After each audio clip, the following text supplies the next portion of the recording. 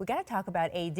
And the real question is, who do you trust? That's the game going on in the NBA right now around Anthony Davis. And considering who some of the main players are, that's going to be a very tough question to answer over the next week. There are scores to settle, anger to mete out, and everything is suspicious. Take last night, the Pelicans' first home game since Davis made public his trade request. This is a side-by-side comparison of the Jumbotron video that New Orleans uses to introduce the team before games. You can see the version on top, right? And then the version they played last night, AD's image totally scrubbed out. Wow. Certainly seems hella petty, but later our Royce Young reported the Pelicans' explanation was they didn't want to create a situation where they put AD up on the big screen and he got booed. Do you trust that that's true? No. And by the way, who should the Pelicans trust? Adrian Wojnarowski and Zach Lowe published a super interesting article this morning that made it clear the Pels do not trust the Los Angeles Lakers. They say that New Orleans GM Dell Demps wouldn't initially even return Lakers GM Rob Pelinka's phone calls.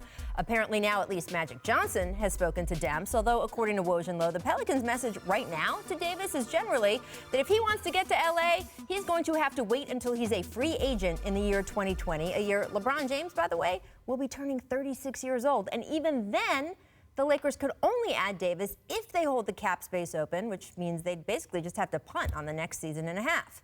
Then there's the league's other 28 teams. Do they trust the word reportedly put out by AD's camp?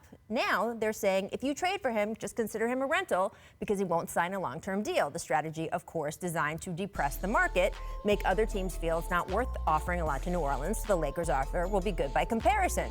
But is that really true? If a team acquires AD and, say, goes to the finals next season or even wins a title, would he really just walk right back out the door after the victory parade? Boston doesn't think so. The Celtics are reportedly ready to offer the kitchen sink for AD, even without the reassurance he'll re-sign.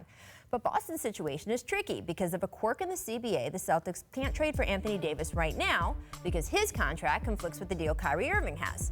Kyrie will get a new contract this summer, so Boston has been pushing New Orleans to just wait until then. But if you're the Pelicans, do you trust Danny Ainge? And I say that with the highest respect for Ainge. But I mean, come on. He's just so ridiculously good at taking other GM's lunch money. Are you really lining up to be his next victim? Let's review Ainge's track record, shall we? Starting with the trade that brought Kevin Garnett to Boston. Here's what Ainge gave the Wolves for him. Note, none of these players add up to one Kevin Garnett. Or how about the infamous Brooklyn trade? Ainge might as well have been driving Michael J. Fox's DeLorean. He stole so much of the Nets' future in exchange for those aging players. There was the 2017 draft, where Ainge convinced Philadelphia to swap what became Markelle Fultz for what became Jason Tatum and a future first-round pick. Even if that pick had gone the other way, it probably wouldn't have been a good trade for the Sixers. As it happened, it was a disaster. And then, of course, we have Ainge somehow convincing the Cavaliers a seriously injured Isaiah Thomas with an expiring contract would be, no, really, totally a fair centerpiece in a deal that netted Kyrie Irving.